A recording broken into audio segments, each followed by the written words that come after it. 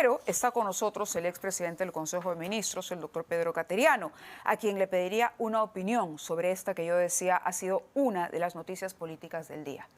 Bueno, es un acto más que prueba que este gobierno no colabora con la justicia, empezando por la presidenta de la República. No da cuenta de sus actos, es una persona que va a la fiscalía y guarda silencio. ¿Cómo un presidente de la República ante un juez o un fiscal puede guardar silencio? Esto es vergonzoso y condenable. No da cuenta de sus actos tampoco a través de la prensa, no convoca conferencias de prensa.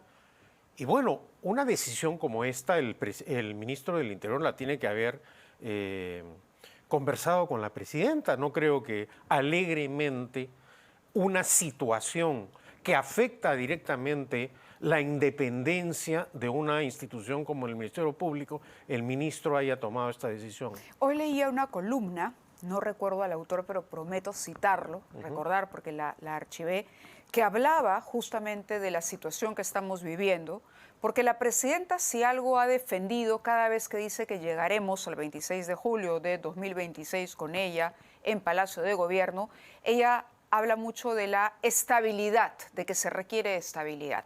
La democracia tiene 3 columnas. En efecto, la presidencia de la República es una, el Congreso es otra, que es el Poder Legislativo, y el sistema de justicia, el Poder Judicial, es el tercero. ¿No? El Congreso continúa, la presidenta se mantiene, hay ministros que a pesar de tener muy alta desaprobación, siguen, el caso del propio Santibáñez, continúan ahí, y el argumento siempre es la continuidad y la defensa y la estabilidad. Entonces, la columna que cito, que ahora mismo voy a buscar el nombre del autor, lo que decía es, sin defender a quienes están a cargo del Ministerio Público y a quienes están a cargo del Poder Judicial, a la doctora Tello, que tenemos 2 personas, las 2 cabezas, hoy por hoy, con procesos abiertos en la Junta Nacional de Justicia. ¿A qué reflexión debería llamarnos y cuán grave es que la Junta Nacional de Justicia, aparentemente, por casos que no ameritarían procesos disciplinarios tan graves o tan sumarios como los que se presentan, esté en este momento colocando en el banquillo de los acusados a estas 2 autoridades? Lo que pasa, Mávil, es que se ha roto el equilibrio entre los poderes del Estado. El Congreso usa la inhabilitación política para limitar el ejercicio de sus adversarios. ¿A través de qué? De la fuerza bruta de sus votos.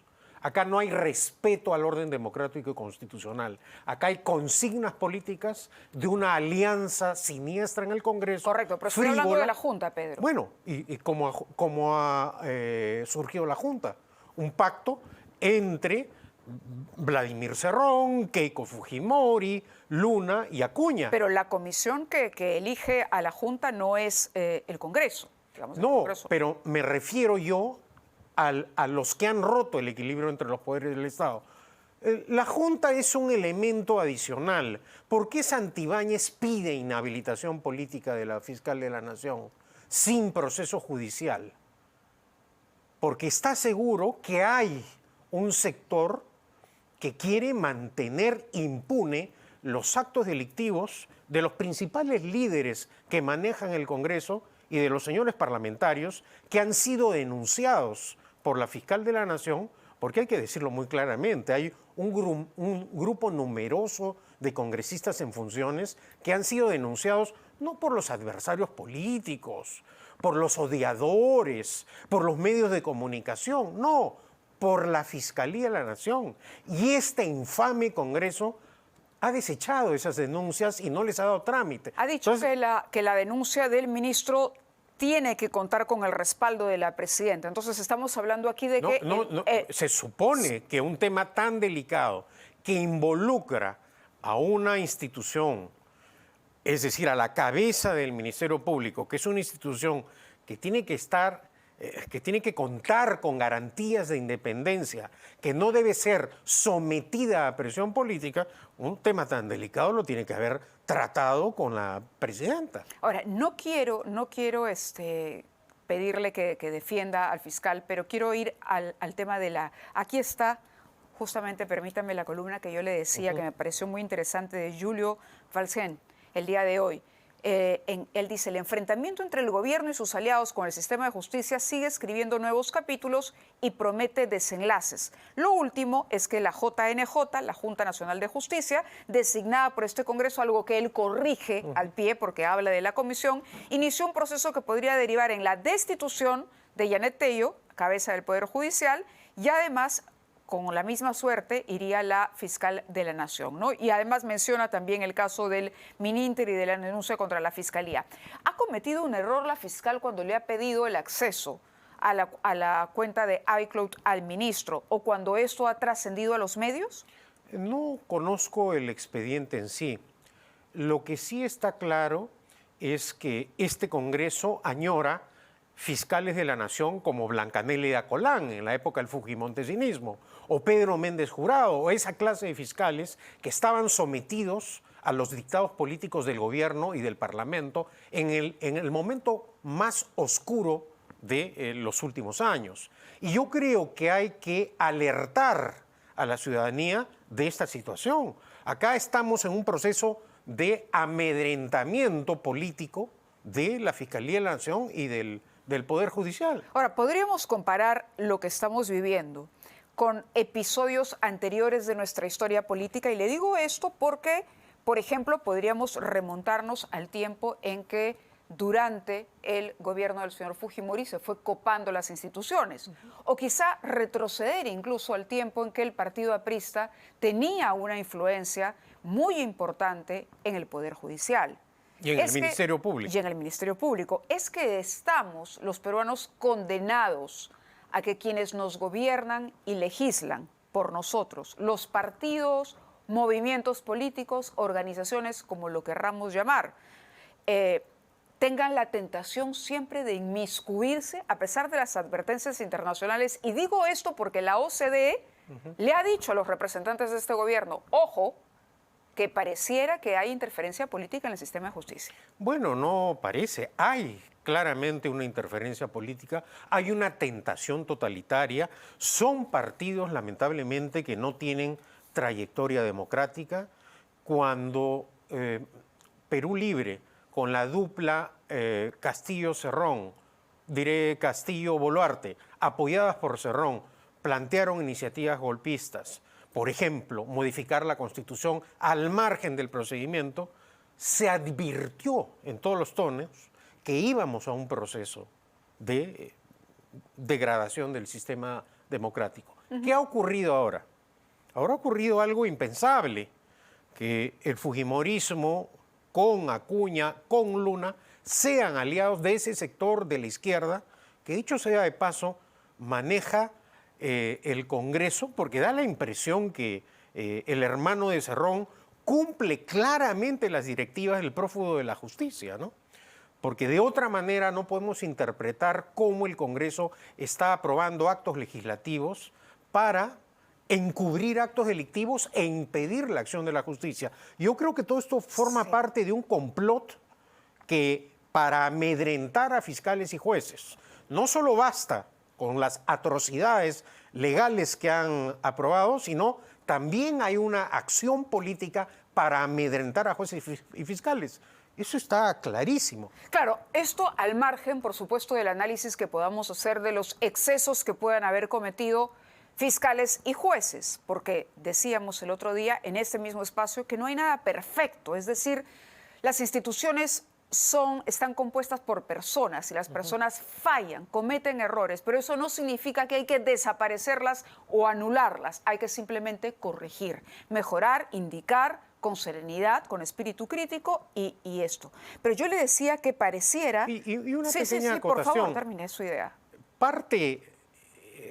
Hay una cuota de responsabilidad también en jueces y fiscales.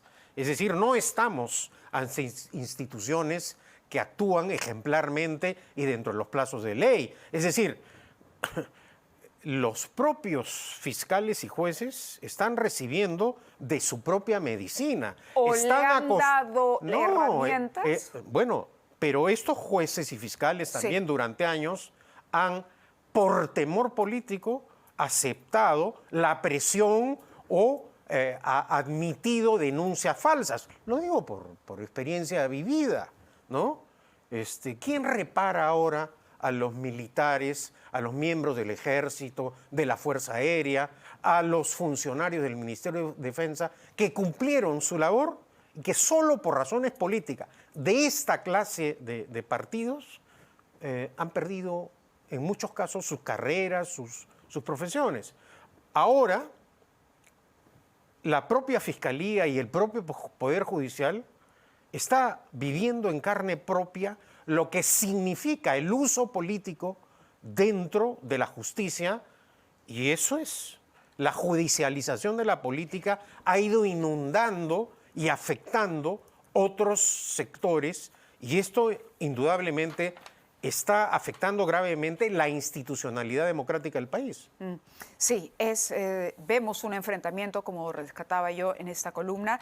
La presidenta Dina Boluarte, sin embargo, insiste en que ya llega el 26 de julio de 2026. Y hay quienes dicen, bueno, realmente Mávila, sí, estamos pagando las consecuencias de la de elección. no haber adelantado las elecciones generales. Que eso debió Lo ocurrir que hay cuando acá es cayó Castillo. improvisación, frivolidad, ineptitud, demagogia e irresponsabilidad de la presidenta Boluarte. ¿Añadiría soberbia?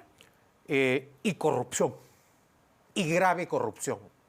El final de la presidenta Boluarte, y ya los peruanos tenemos la experiencia de haber contado con jefes de Estado mentirosos. Sabemos cómo acaban los mentirosos y cómo finalizan su mandato los que violan el orden constitucional. Pedro, le está y diciendo los que mentirosa amenazan. la presidenta. Bueno, la presidenta no honra su palabra.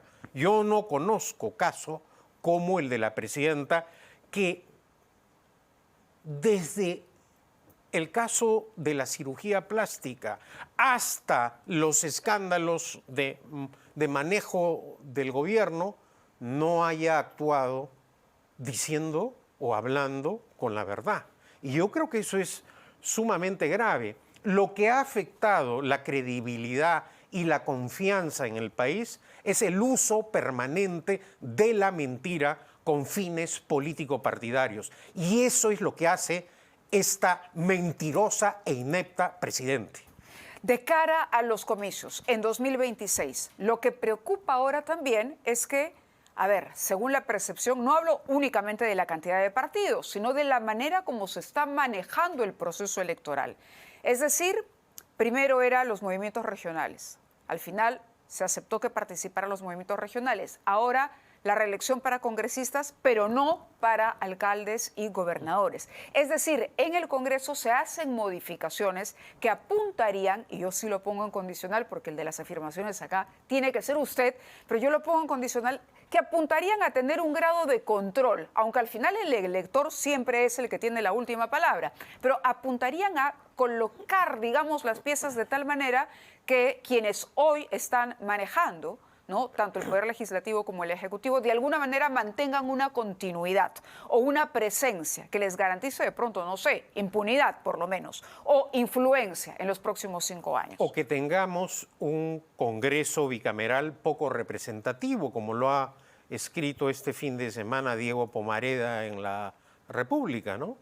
Entonces, sí es una situación complicada, pero no hay que rendirnos, hay que dar la batalla. ¿Le pediría usted, por ejemplo, a Keiko Fujimori, después de haber escuchado a Valdemar Cerrón decir, a Fuerza Popular se le disciplina en un audio, cuando hablaba de un proyecto de ley, el de los odontólogos me parece que era para equiparar la tarea o el trabajo que hacen los odontólogos con el de los médicos, en un asunto de ese tipo, es decir, a Fuerza Popular se le disciplina, ¿le reclamaría a usted o le pediría, ya no digamos reclamar, pero pedirle a una lideresa de una bancada importante como es Fuerza Popular que se desmarque de Valdemar Cerrón? ¿Está a tiempo de hacerlo? Yo no le pediría absolutamente nada a Keiko Fujimori.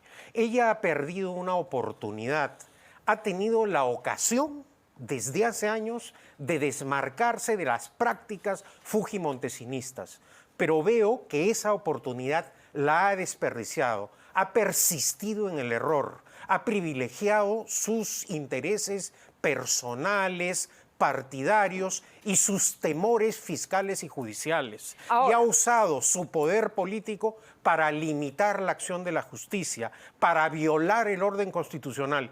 Y creo que a una persona que actúa de esa forma no se le puede pedir nada. Lo que hay que hacer es enfrentar este ejercicio abusivo del poder de este vergonzoso y nauseabundo Congreso. De acuerdo. Última pregunta, porque yo sé que me están jalando ya las orejas en Switcher porque nos gana el tiempo.